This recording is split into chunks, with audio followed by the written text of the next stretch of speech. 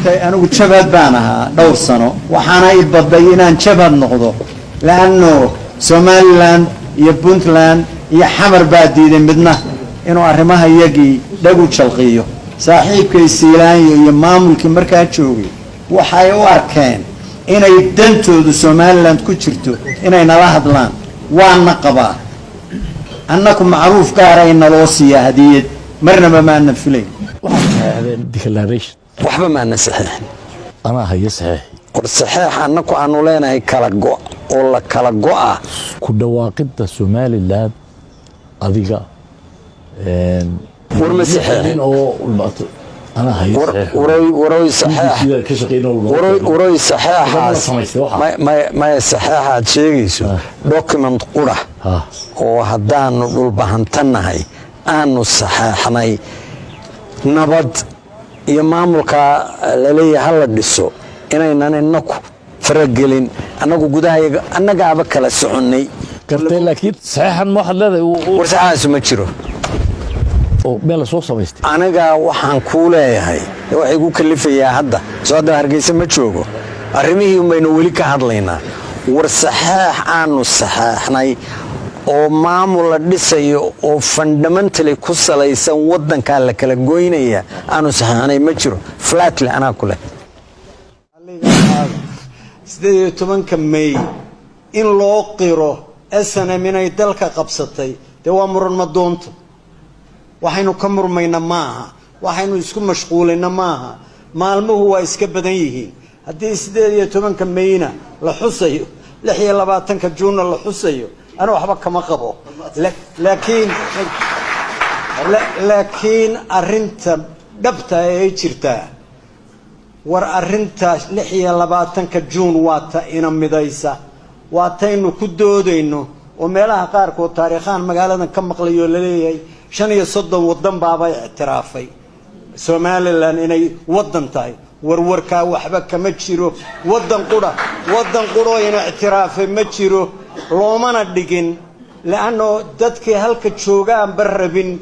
waxyaka lagu ictiraafay gooni ku noqdaan marka may rabin waxayba ballan kuba aha oo SNL iyo USB campaign-koodu aha in dawladnimada la helo walaalahooda koonfurna la isku darsado walaalada waxay tiraahdeen tuke iyo xuusha midba war la weydiiyo waxa la yiri tukow goormaad wax dareenta markaan arko laba qof oo wada hadlaya xuunshana waxay tiri waxaan wax dareemaa marka nabarku ama igu dhaco ama agtayda ku dhaco haddaan la dareemin haddaan garowshiya laga bixin haddaan loo dadaalin dhibaatooyinka la tilmaamayo wala Somaliland meel fog baa laga dooni doonaa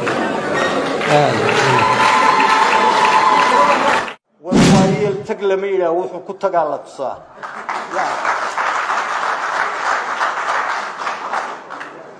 ورمم ميل كله وأن أنت كورن كرو وإياذا وأن كتح راعي الدخسي يعني تنا وجونا ديرانا يا مرنا أن كومبرمايز كجلين Somaliland عد كلا أيلاده هاي والله أنا نقوم بدنقونين Somaliland marti aanu ka nahay oo aanu bariyayno war kama mid noqonayno war anigu haddaan ka mid noqdo waaba joogi karaa Hargeysa laakiin ummadda aaga joogta oo la leeyahay 6800 oo ciidana yaa u qoran oo bishii 2 milyan oo dollar baa ku baxda war caagaynta iyo khaladka Hargeysa ka socda ummad kale laguma eedayn karo ka tagayna كاكتجينا وحو وقتجي بو أركي ور أنت يرى كوه دينا وركضدنا. ويكنا مقالة هذا لوجه هذلي برايم منستر كإثيوبيا هي مدحوينها صوماليا هرجيسة إيمانية مدحوينه هنا وكهذلي كل إنتي أنا وعند جيسة بدي سوما هاي أنا جوا حيجو موقتا أما تشعلادا أما تشعلاننا أنا كعليو أما تشعلادا أما تشعلاننا warkhasab bay inagu tahay Soomaaliya inaynu wada hadallo yeelano laakiin halka duleedka intaan istaago yaan ka doobdoobinayaa waa cadhaysnahay dee war maaha taas war hadda waxay u eg tahay imaaraadka iyo Ethiopia strategy ay wada leeyihiin inay rabaan geeska Afrika inay ku dhaqaan waray arrintu maanta meeshay maraysaa strategy-ga imaaraadka particularly Abu Dhabi iyo Ethiopia ay wadaan war kama gilgilan karno buuhaana isuma akhri karno arrintaas talay u baahan tahay war sugan inaynu haynayno u baahanay yaa inoo tol siyaasadeeda yaa inoo ehela yaa inoo hiilanaya yaa inoo arrinteena u dhiibanayna bahasho hadday noqoto innaka baa halka isu muuqano is xabeebinayno oo cid inaga fiicaniba ma jiro war waa laynaga fiican yahay war waxaana laynooga fiican yahay waa laynaga awood badan yahay waa laynaga xeelad badan yahay waa laynaga dhaqaale badan yahay tabliiq siyaasi wuxuu noqday a secret weapon ama hub siyaasadeed oo aan rabno dadka inaanu ku qancino oo aan khalad laga fahmin laakiin waxaan isleeyahay haddaan fariin idinka tegi karo anigu calay ahaan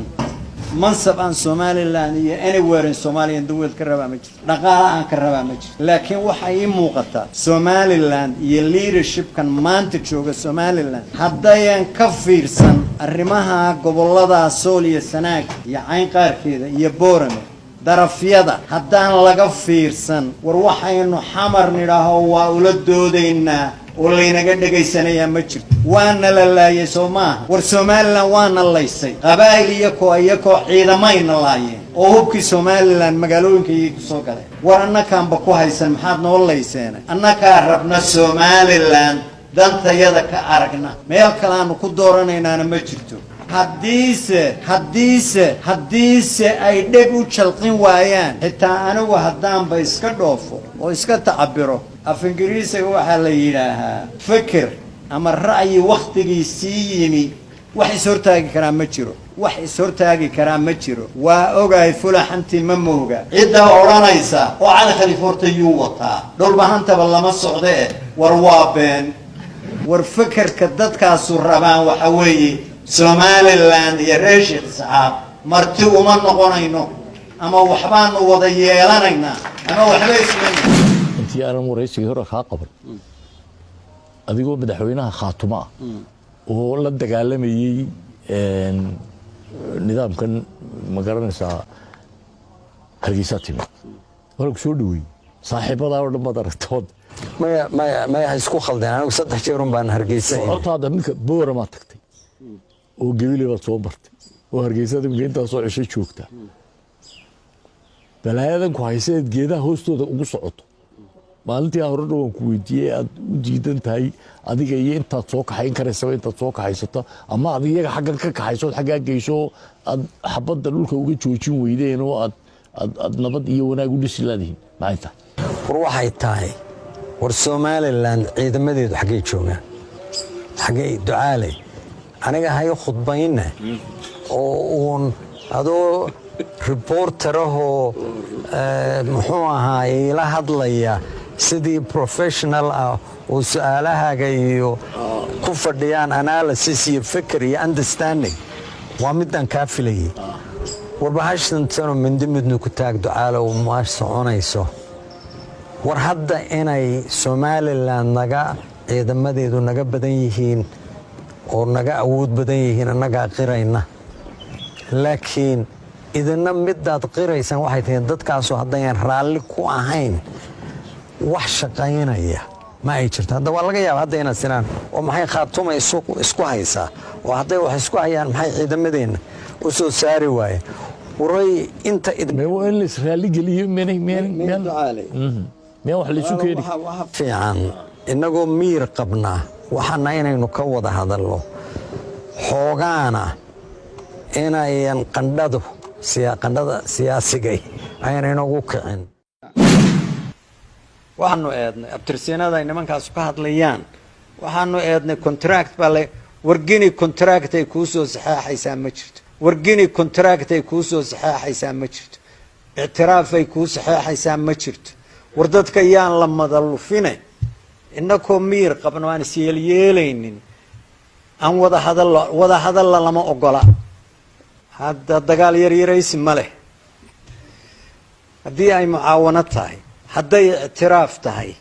war cidna waxaan jirin uma sheegayno war nin aan dadka waddankan gudihiisa thiqadooda haysan ictiraafu meel kale ka heli karaa ma jirto Soomaaliya oo la heshin karaana ma jirto war bal dhaqankii haddii la doodo waa la isla garanayaa wixii samatalis ee fiican oo hadda jaamacadaha iyo siduu adam sheegayay markaanu waxaanu laba hadallaba weynay yaana war tabliiq siyaasi aynu ummadda ku wareegno qolyaan tabliiqu waa kuwa buraashadahooda iska biyeystay arlada lugeeyay meel walba ku taga masaajidadayna seexdaan anagu aan siyaasadda lafteedii baa u baahan in buraashadaha loo biyeysto waddanka lagu wareego oo la tabliiqay waa taanu hadda ugu soo soconno bal gubadle dhinaca kale siyaasi Cali Khaliif Galeed ayaa waxa uu sheegay in wasiirada iyo gudoomiyaha golaha wakiilada ee ka soo jeeda deegaankoodu ay yihiin kuwa ugu daran marka laga hadlayo baahiyaha deegaankooda waxaana uu yiri madan ninka madaxweynaha uu ah ama maamulkan golaha wasiirada iyo baarlamaanka iyo hadda kuwa noogu daran waa kuwa aaga ka yimi meesha aanu ka nini ee wuxuu doonayno kuwa noogu qalafsan ee noogu afxun ee xumaato iyo been iyo xaalad abuur waddanka kula wareegaya waa kuwa mas'uuliyiinta u ah hadda wax gaara waranaa dadka ugu weyno waxa laala waxaan ka rabo wax badan baan ku celceliyaa warda ii hadhay ma jirto si loo kala horeyn doonaan Allahu yaclam waxa laala waxaan Somaliland ka rabo ama Soomaaliya ama meel kale wixii aan qaban lahaa waaba soo qabtay laakiin waxa ay dhibaysaa ummad halka joogta oo dhan walba seega